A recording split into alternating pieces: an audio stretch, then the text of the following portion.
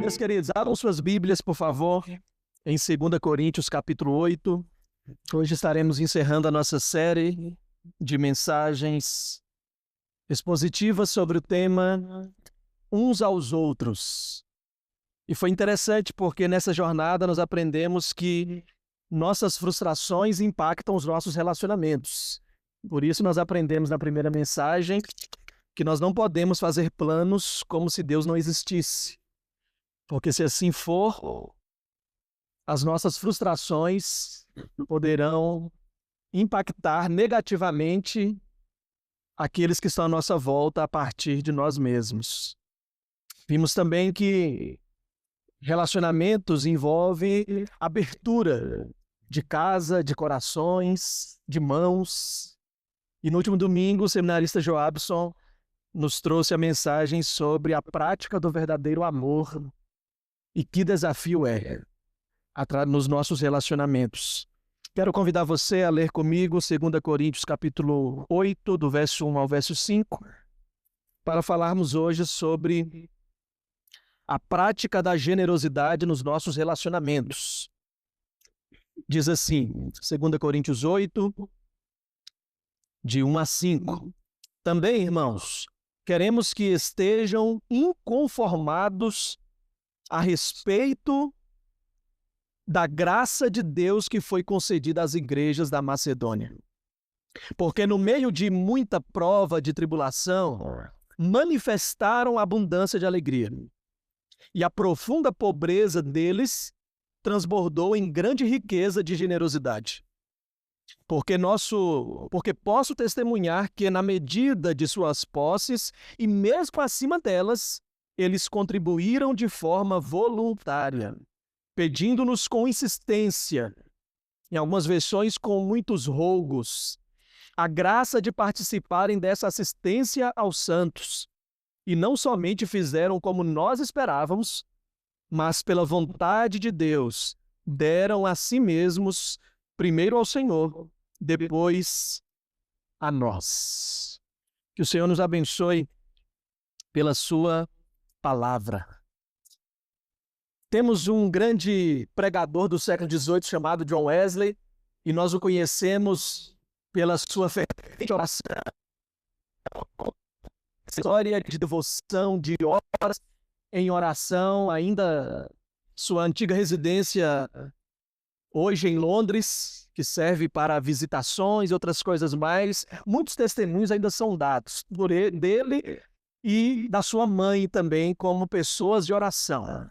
Mas antes de ser essa pessoa conhecida como o pregador do coração abrasado, do coração em chamas, antes de ser conhecido como aquele que vivalista, entre outros títulos, logo cedo John Wesley, na sua história, na sua biografia, é dito que ele aprendeu a viver contente em situação. Ele pôde aplicar na sua vida aquilo que Paulo disse em Filipenses 4, versículo 11. Pois foi Paulo quem disse, aprendi, contentamento se aprende, não se recebe por osmose. Paulo disse, aprendi a viver contente em toda e qualquer situação. Para viver contentamento, nós temos que nos matricular na escola da vida de Deus, para aprendermos a vivermos contente com o que temos. John Wesley aprendeu cedo e no seu primeiro salário ele receberia aproximadamente 30 euros pelo seu trabalho, e ele descobriu que ele poderia viver com 28. Então, 2 ele doava. Passado algum tempo, ele cresceu, evoluiu e passou a receber 60. Mas ele continuava podendo viver com 28, doava 32. Passado alguns tempos, ele dobrou de salário e recebia 120. De humanas aqui teve que fazer contas, né? Rápido. 120 por mês, mas ele continuava podendo viver com 28. Então ele doava a diferença. 132, né? Acertei. Porque ele aprendeu a viver contente em toda qualquer situação. Outro exemplo, distante de nós, de séculos passados, 2 jovens de um movimento missionário chamado moravianos, os morávios. Também perceberam que numa ilha, um dono de escravos possuía ali diversas pessoas, diversos servos, diversos escravos, e eles tinham no coração o desejo de evangelizar aquela ilha. Então, procuraram meios, caminhos, mas era proibido. O dono não aceitava de jeito nenhum. Só entrava lá ele e sua família, que eram os donos, e aqueles que queriam trabalhar. Missionário lá não entrava.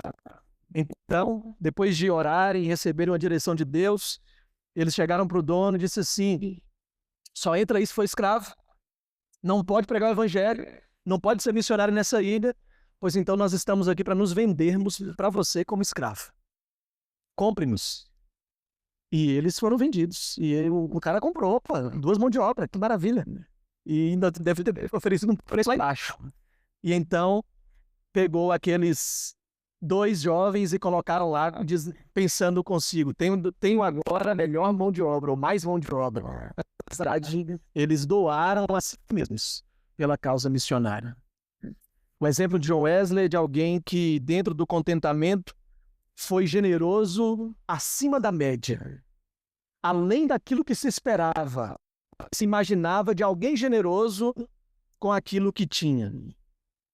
Em 1871, nós temos o nosso primeiro templo de uma igreja batista no Brasil, em Santa Bárbara do Oeste, interior de São Paulo, ainda uma igreja para americanos, onde os cultos eram feitos em língua inglesa. Mas, em 1802, nós temos o primeiro templo batista para brasileiros, que é a primeira igreja batista em Salvador, na Bahia, chamada de PIB do Brasil, que hoje não faz parte mais da nossa convenção. Mas naquela igreja teve um importante missionário, Kellen, que seu nome era Zachary Taylor, também muito conhecido pelos historiadores da nossa denominação como um dos maiores pioneiros das missões urbanas aqui no Brasil, nessa história dos batistas. Aquela igreja crescia na evangelização, mas naquela região haviam muitos escravos. E os escravos, em determinado momento, que iam naquela igreja pela manhã, foram proibidos de ir pelos seus donos. A igreja continuou crescendo e chegou a um momento de fazer uma assembleia, como bons batistas, né?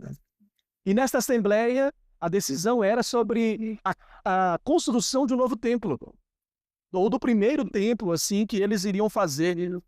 E então estavam tratando dessa matéria, quando de repente o pastor Zachary Taylor disse assim: irmãos, vocês sabem que existe um grupo de pessoas que estão sendo impedidas de frequentarem o nosso espaço. E se eu quero fazer uma nova proposta, de pegarmos o valor que construiríamos o templo e comprássemos esses escravos, libertássemos esses escravos em vez de construirmos o templo para que eles pudessem frequentar livremente. Aquela matéria passou por unanimidade. Então foram lá naquela senzala, compraram aqueles escravos para que eles tivessem liberdade de fazer parte dos cultos e das programações da igreja.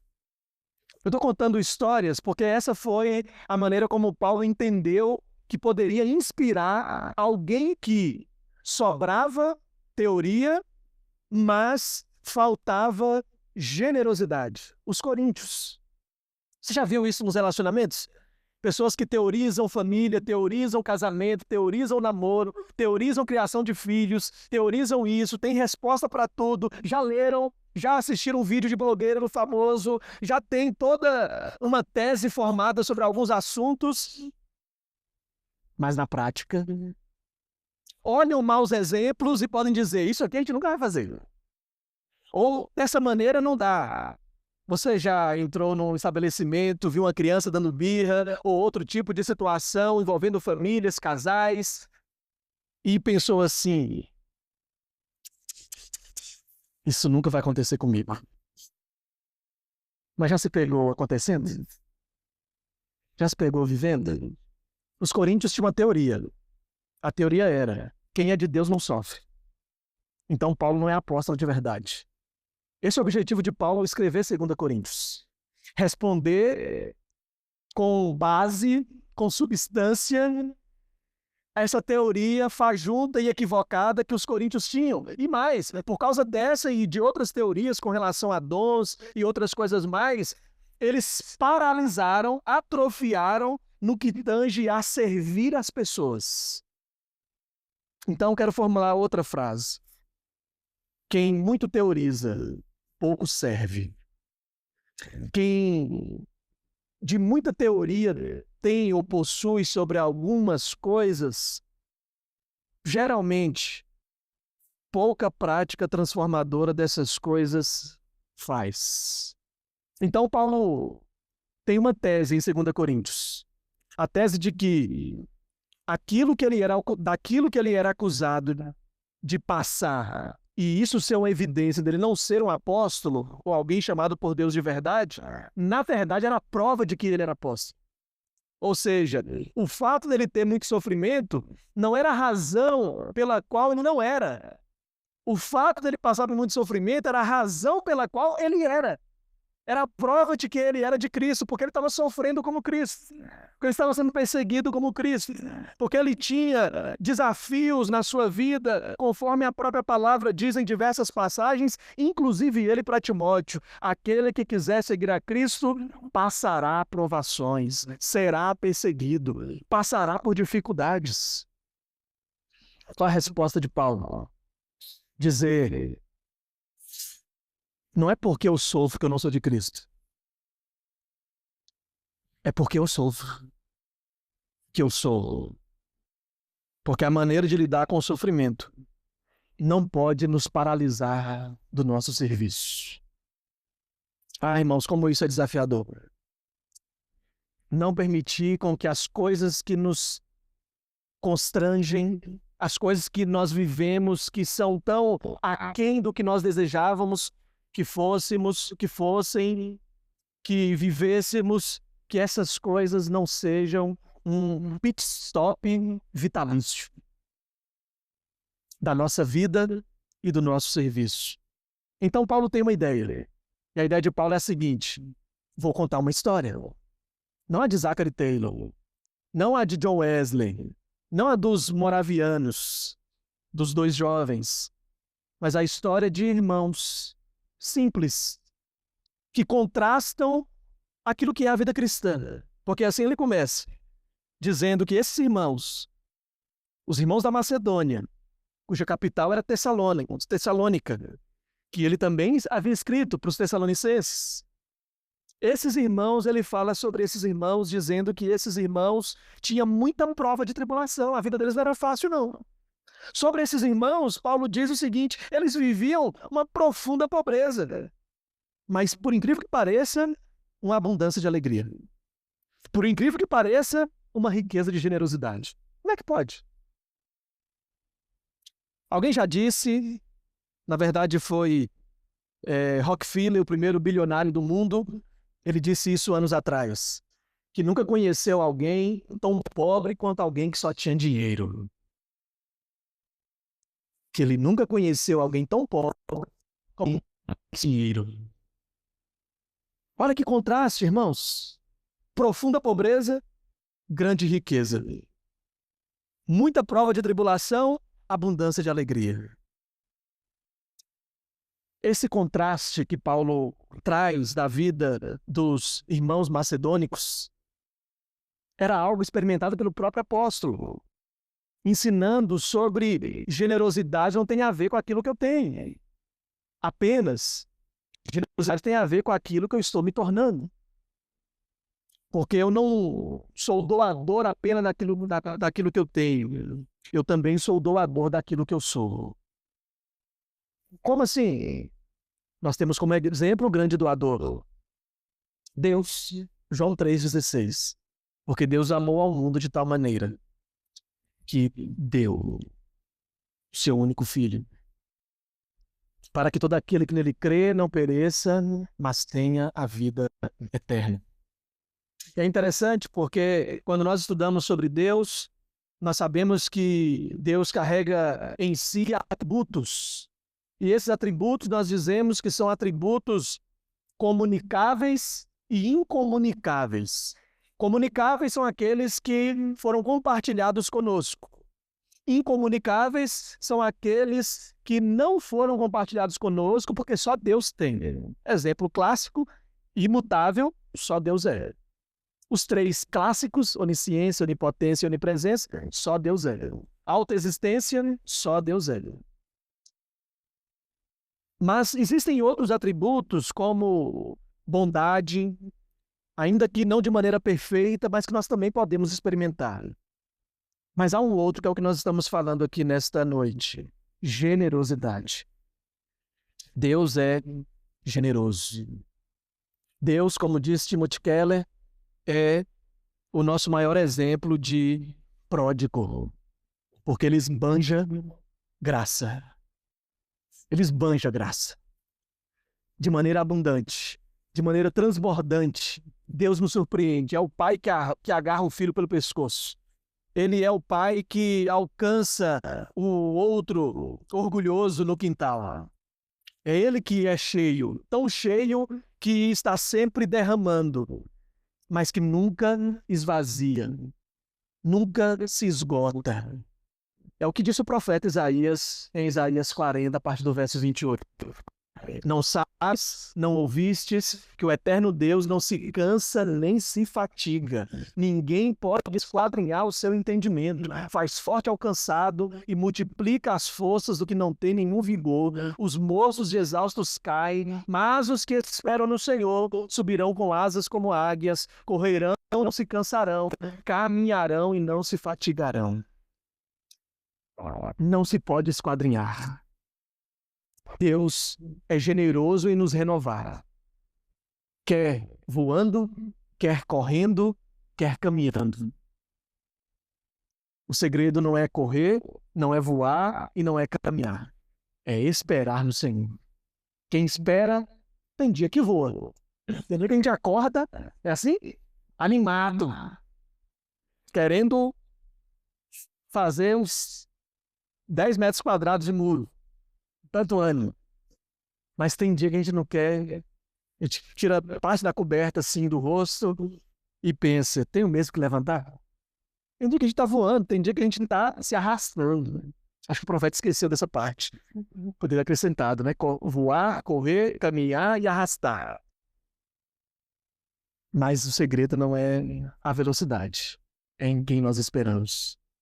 O que Paulo está dizendo é que a nossa generosidade, ela é sempre inspirada, ou pode ser inspirada, não por alguém que tem muito e por isso é fácil doar, mas por alguém que tinha menos do que os coríntios. E estavam doando não só o que tinham, mas aquilo que eram, em semelhança ao que Deus fez, e ao semelhança ao que próprio Jesus fez ao doar a si mesmo por nós. Algumas lições que nós aprendemos sobre generosidade e podemos refletir. Generosidade é a manifestação da graça de Deus. Em algumas versões, o versículo de número 1 diz: quero, irmãos, que saibam da graça de Deus concedida aos irmãos da Macedônia, ou às igrejas da Macedônia. Eu acho que a revista atualizada diz assim. É interessante porque Paulo está dizendo o seguinte: olha, eu preciso informar vocês. Vocês precisam saber a história desses irmãos. Muita prova, abundância de alegria. Profunda pobreza, mas grande riqueza. Vocês precisam conhecer essa história. Sabe quando você vê um vídeo e compartilha com alguém ou fala dele para alguém? Ou você precisa ouvir isso aqui. Você precisa assistir isso aqui. Você sabia disso aqui? Paulo está dizendo, vocês precisam ouvir essa história. Vocês precisam saber o que Deus está fazendo. Não são os macedônicos. Não é eles que são bons demais. É que a graça de Deus foi concedida a eles. Graça de quê? Graça para que eles pudessem manifestar essa graça. Nós precisamos da graça para sermos generosos de maneira graciosa. Nós precisamos da graça de Deus para reconhecermos que não é só um pouquinho de farinha que temos. Não é só 5 pães e 2 peixes. Deus pode multiplicar tudo isso.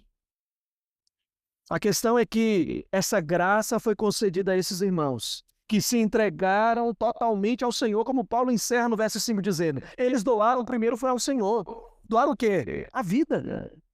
E quem deu a vida para o Senhor, a vida agora é do Senhor e não dele. E como é do Senhor, o Senhor pega essa vida e reparte com outras vidas.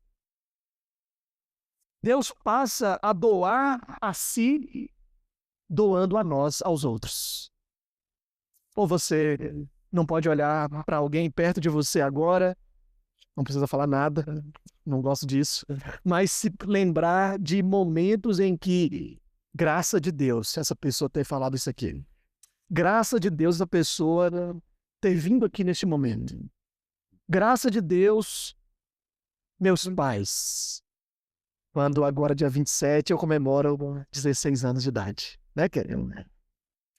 Graça de Deus, ver a bondade dele através dos meus irmãos, dos meus amigos. Você olha para o seu cônjuge e fala o seguinte, eu digo isso quando apresentar a Jéssica nos lugares que eu vou pregar, disse, irmãos, isso aqui é graça de Deus. Olha bem para essa mulher, Deus existe, e mais, ele é bom. Pensa, se ela orou pouco, a culpa é dela. Eu orei muito. Graça de Deus. Eles receberam e eles manifestaram a graça de Deus. Em outra versão, o verso 2 diz, porque no meio de muita prova de tribulação, manifestaram a abundância de alegria. Não só sentiram, manifestaram. E a profunda pobreza deles superabundou em grande riqueza da sua generosidade. A resposta à seguinte pergunta, como ser mais generoso nos meus relacionamentos? A resposta é a seguinte, recebendo mais da graça de Deus. Quanto mais da graça de Deus em você, mais generoso você será. Porque você e eu somos poucos generosos, porque temos recebido. Não recebido porque há pouco disponível, mas recebido pouco no sentido de nos abrirmos pouco para tanta graça que está disponível para nós, que nos quebranta, que nos constrange, que nos faz, assim, contrastar com situações reais e desafiadoras que estamos vivendo. Muita prova, abundante alegria. Profunda pobreza, grande riqueza em generosidade. Isso é coisa da graça de Deus. Isso é obra da graça de Deus. E eu tenho certeza na trajetória da sua vida, de muitas maneiras e através de muitas pessoas, Deus manifestou a sua graça usando outras pessoas para serem generosas com você. E olha que interessante. Em outro momento, Paulo diz o seguinte, eles foram generosos. Eles foram grandes em riqueza de generosidade ou superabundantes em generosidade. Mas eles fizeram muito mais do que nós esperávamos. A segunda lição, para sermos mais generosos em nossos relacionamentos, é quem recebeu dessa graça e manifesta essa graça, tem a iniciativa.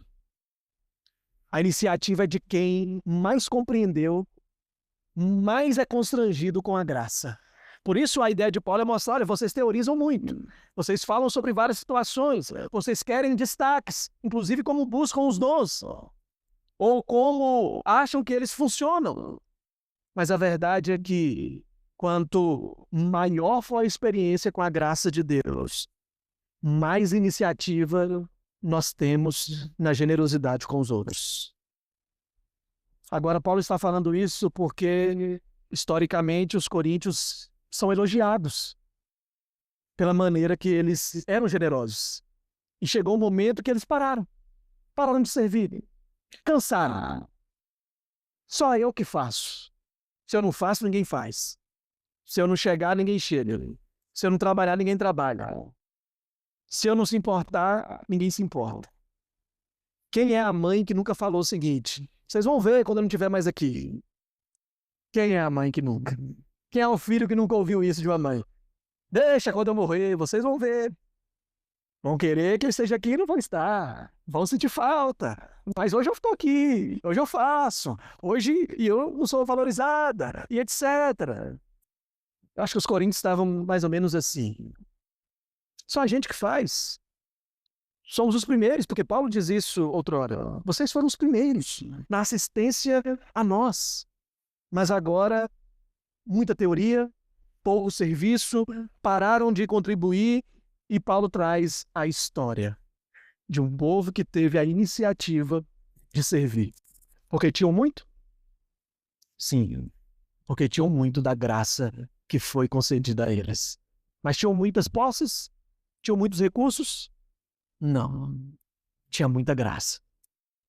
Lembra quando Jesus fala sobre a mulher que é pega em adultério? E então a multidão despede. E Jesus fala: a quem a quem pouco se perdoa, pouco amor existe. A graça nos relacionamentos não está naquele que muito pede desculpa, que reconhece muito os seus erros. A maior graça está naquele que perdoa. Apesar de lá no fundo dizer assim: semana que vem aqui de novo. Mês que vem tá pedindo essa mesma desculpa aqui. Não muda. É difícil. Por que você e eu, nós continuamos? Graça. Não, pastor, porque eu sou muito bom, sabe? Tenho um coração muito grande. Eu não consigo. Não. Você é pecador, pecadora. Mas há uma graça sobre as nossas vidas que nos faz perseverar e ter a iniciativa. Versos 3 e 4. Porque eles, testemunho eu, na medida de suas posses e mesmo acima delas, se mostraram voluntários. Iniciativa. Pedindo-nos, com muitos rogos, a graça de participarem da assistência aos santos. Você acredita nisso? Um povo com muita prova e profunda pobreza, dizendo para Paulo: por favor, nos deixa ser generosos. Por favor, nos deixa participar da assistência aos santos. A gente não tem muito não, mas o que a gente tem, a gente quer contribuir, participar. Já pensou? Em vez de estarem pedindo ajuda para o apóstolo Paulo, eles estão dizendo: pelo amor de Deus, nos deixa participar. A gente quer ajudar. Não me deixa fora dessa, não. Vai fazer uma vaquinha? Conta comigo. Isso me faz perceber que essa história de 2 Coríntios 8 tem muito a ver, Michel, com a história de um casal em Itaporanga, Paraíba. Conhece Itaporanga, Paraíba? Lá tem uma igreja chamada Igreja Batista Missionária. Mas o casal dessa cidade tinha um nome engraçado. Era o seu Tota e a dona Lourdes. Esse casal um dia foi para um culto e então ouviram o apelo missionário para que fosse contribuído aquele alvo missionário que as igrejas fazem. E a dona Lourdes saiu de lá incomodada, cutucando o seu Tota e dizendo: nós temos que contribuir. Mas você ouviu a mensagem, né? Tem que ser com oferta generosa. Tem que ser algo sacrificial. E aí o seu Tota: mas a gente vai dar o quê, dona menina? A gente não tem nada. A gente tá lá numa chacrinha, mal a gente consegue vir ao culto aqui. Os pés todos cinzentos. Nem roupa nova a gente tem. E ela disse: não, mas você ouviu, nós temos que dar o nosso melhor. Chegaram lá na chácara, ela olha para um canto, olha para o outro e vê que ela tem um belíssimo galo. Ela disse: achei o meu melhor. Pega o galo, corre para a cidade, bate na porta do pastor e diz assim: viemos dar a nossa oferta generosa, a nossa oferta sacrificial. E o pastor pensou: o que eu vou fazer com esse galo? Mas recebeu, né? Foram lá de maneira tão bondosa e chegou na igreja e contou isso. Depois de contar isso na igreja, ele decidiu compartilhar no e-mail, na época, com vários amigos. E este e-mail chegou na 8ª Igreja Presbiteriana de Belo Horizonte, pastor Jeremias Pereira. E ele leu aquele e-mail e disse assim: quanta graça esse casal teve de poder participar. E ele fez a mesma coisa. Quando falou na igreja, e os irmãos falaram o seguinte: quanto que é o galo? Eu quero dar a oferta do galo para essa obra missionária. E juntaram dezenas, centenas de ofertas. A 8ª Igreja Presbiteriana tem mais de 6.000 membros. Centenas de ofertas foram enviadas. Mas esse e-mail foi correndo. E chegou lá na Flórida, em Orlando, em algumas igrejas dos Estados Unidos, os irmãos falaram o seguinte: mas a terra que eles moram, Dona Lourdes, seu Tota, é deles. Falaram, não, eles trabalham na meia. Você sabe o que é meia? É quando você planta na terra dos outros e o que você colhe, metade é do dono da terra e metade é seu. Esse é um jeito contemporâneo da época do feudalismo. Era mais ou menos a mesma coisa. E aí, falaram assim, então vamos fazer o seguinte, vamos comprar a terra e dar para eles. Mandaram uma oferta, compraram a terra e deram para Dona Lourdes, seu Tota. Mas aí, o que eles têm em casa? Tem energia elétrica? Providenciaram energia elétrica. Eles têm geladeira, tem fogão, tem isso, tem aquilo, vamos providenciar. Resumindo, vamos contratar profissionais da Embrapa para dar curso de plantio, de criação, e em pouco tempo eles se tornaram um dos grandes fazendeiros daquela região. Até hoje. Você pode, quando for a Paraíba, passa lá em Itaporanga, pergunte sobre a história de Dona Lourdes, seu Tota, que alguém vai te levar lá.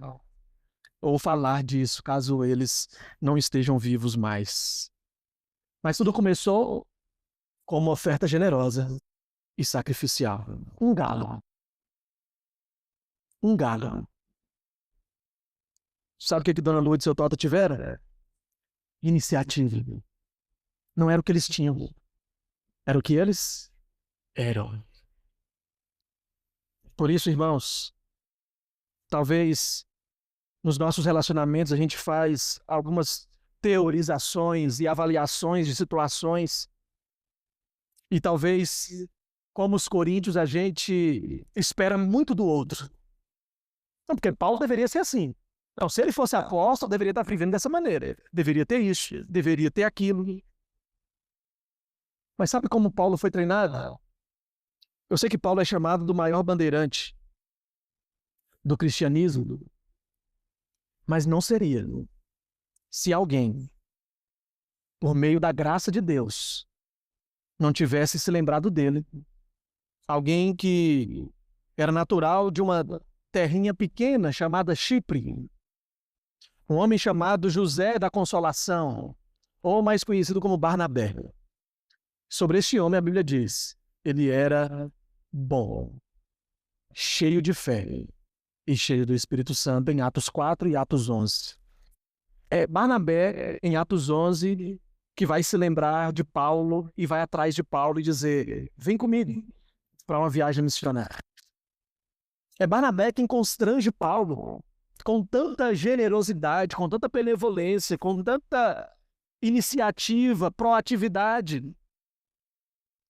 Às vezes a gente espera tanto dos outros, às vezes a gente se reserva tanto em nossos direitos, mas a gente se esquece das nossas possibilidades e até deveres com relação àquilo que nós já temos.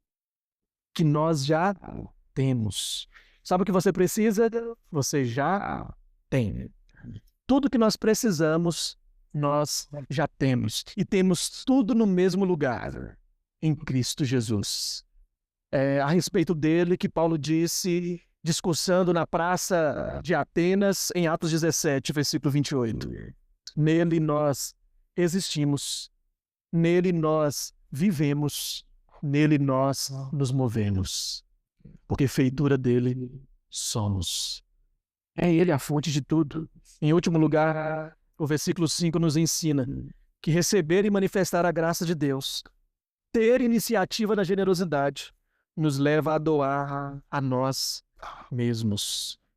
E não somente fizeram como nós esperávamos, mas também se deram a si mesmos, primeiro ao Senhor, depois a nós, pela vontade de Deus. Eu gosto sempre de lembrar de 1 João 3,16, que aqui já tem sido um versículo para nós decorarmos, onde diz, nisto conhecemos o que é o amor, Cristo deu sua vida por nós e nós devemos dar a vida pelos irmãos.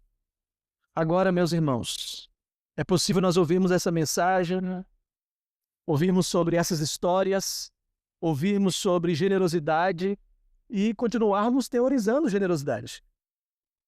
Continuarmos teorizando a doação de nós mesmos em nossos relacionamentos. Sabe por quê? Porque nós trabalhamos com mérito. Nós somos meritocratas. A gente mede a nossa doação de acordo com o mérito da situação ou da pessoa. Então é muito difícil. Por isso que precisamos da graça de Deus. Porque nela, o serviço não é medido pelo mérito. Nela, o serviço é medido pela necessidade. Nos nossos relacionamentos, nós doamos, amamos e servimos. Se, porque ou quando. Tem condições. Mas na graça de Deus, por meio da graça de Deus, nós não servimos apenas se, quando ou porquê. Nós servimos porque servimos. Nós servimos porque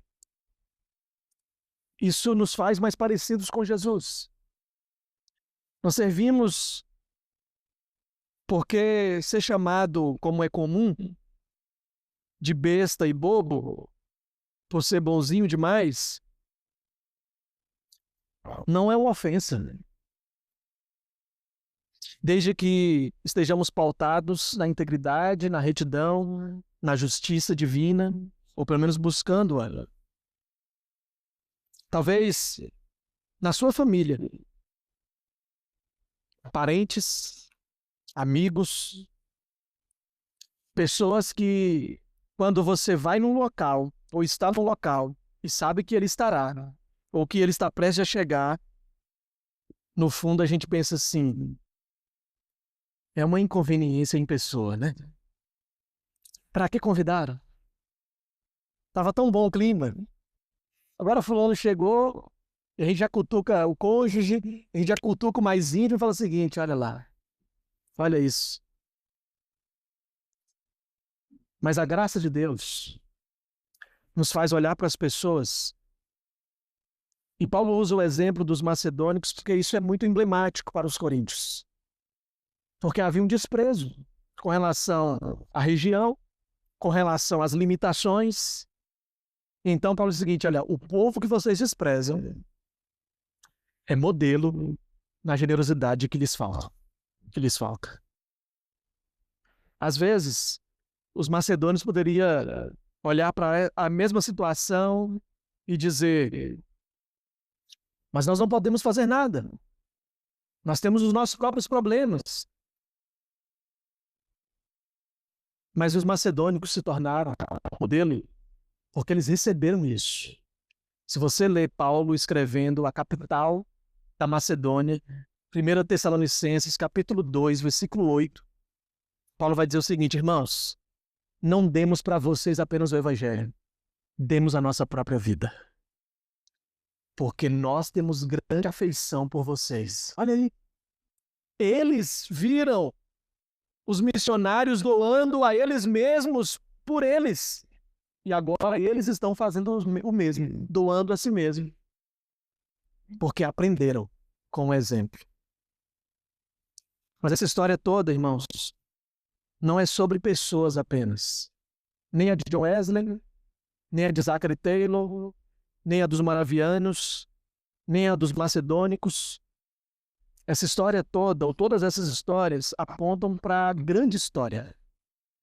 A grande história da redenção. E a grande história da redenção, a qual as nossas pequenas histórias também estão dentro dela, é a história de que Deus criou todas as coisas perfeitas. Mas, deliberadamente, o homem, e isso afetou a todos nós, afastou-se de Deus por meio. Mas, como diz Efésios 2, verso 4, Deus é rico em misericórdia, nos deu doação, vida. Ele deu a nós. Ele oferece a nós. Ele disponibiliza a nós sua graça, sua vida. Então eu queria que você pensasse que a grande questão não é ter mais. A grande questão é mudar mais. Nós não fazemos porque precisamos de mais, de ter mais. Nós não fazemos porque não mudamos o suficiente ainda. O que Paulo está mostrando aos Coríntios e serve para a nossa reflexão nessa noite foi a graça de Deus que os transformou. É a graça de Deus que vai nos transformar em pessoas retentoras e consumidoras, em pessoas generosas e doadoras. Graça de Deus que vai nos transformar naqueles que não produzem frutos para o próprio alimento, porque isso é antibiológico. Nenhuma árvore come do seu próprio fruto. Você já viu uma árvore?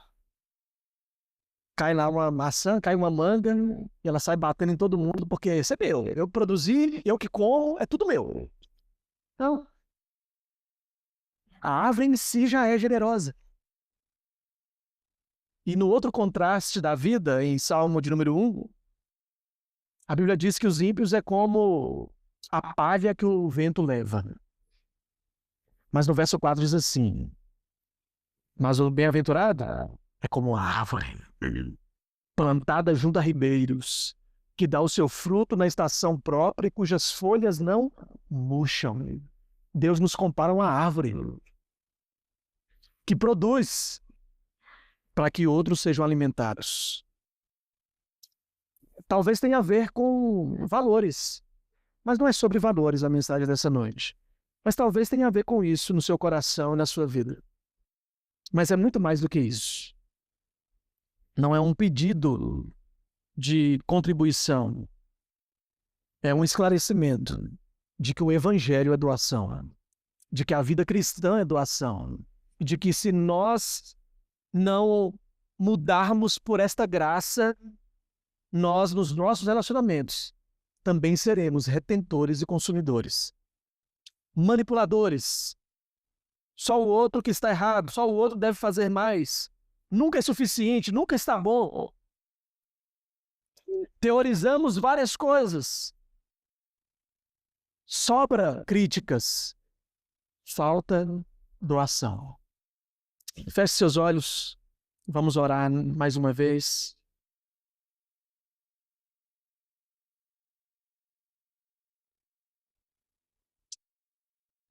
Eu gostaria que você, de maneira íntima, livre, se lembrasse agora, inclusive, da oração do Pai Nosso, porque ela fala de generosidade. Pai Nosso. Ele é generoso. Ele livra-nos. O pão é nosso. É plural. É generosidade. Nós cantamos nessa noite, vamos repetir um trecho.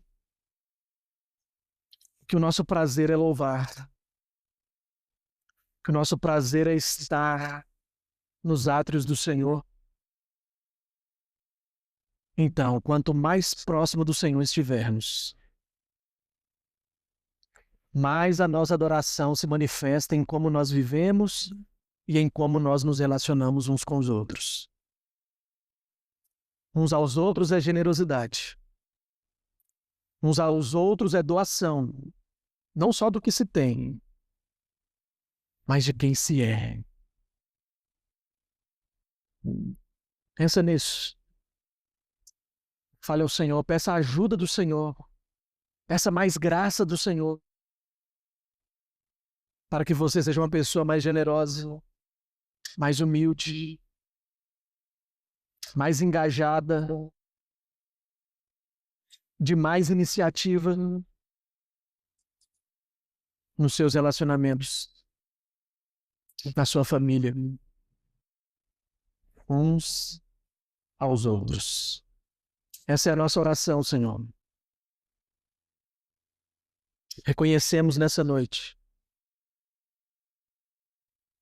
que somos egoístas, que somos manipuladores, mesquinhos,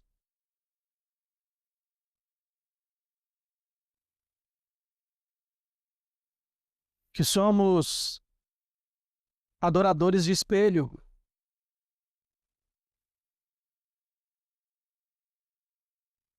Que somos fracos.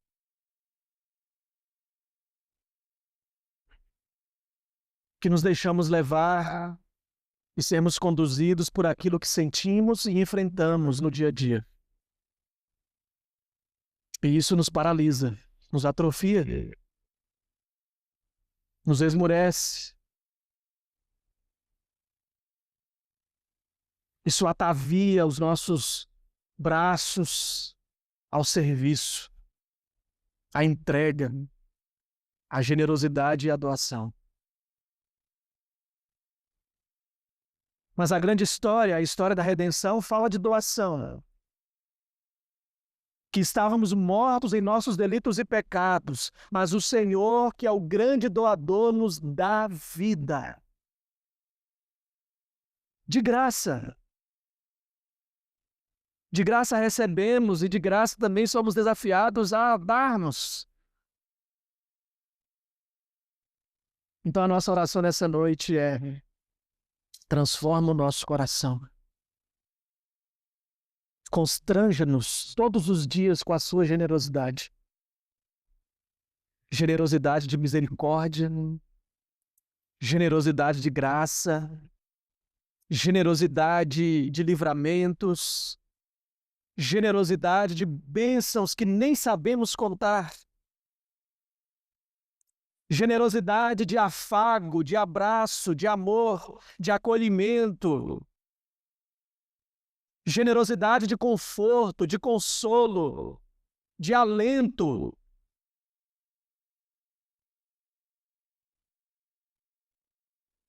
Nós não somos mais parecidos com o Senhor por causa de uma experiência espiritual. Somos mais parecidos com o Senhor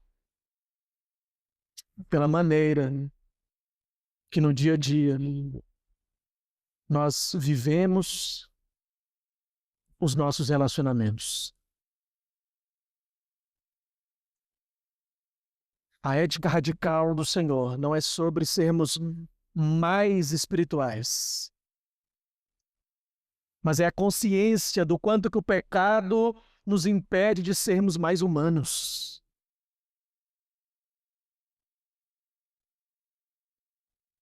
Faça-nos generosos, Senhor. A palavra diz em João 13:35 que nisso conhecerão que somos teus discípulos se nos amarmos uns aos outros.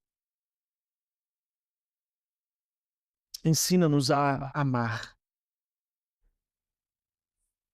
Não baseado no mérito, mas na necessidade. Te pedimos perdão e nos rendemos a Ti. Em nome de Jesus. Amém.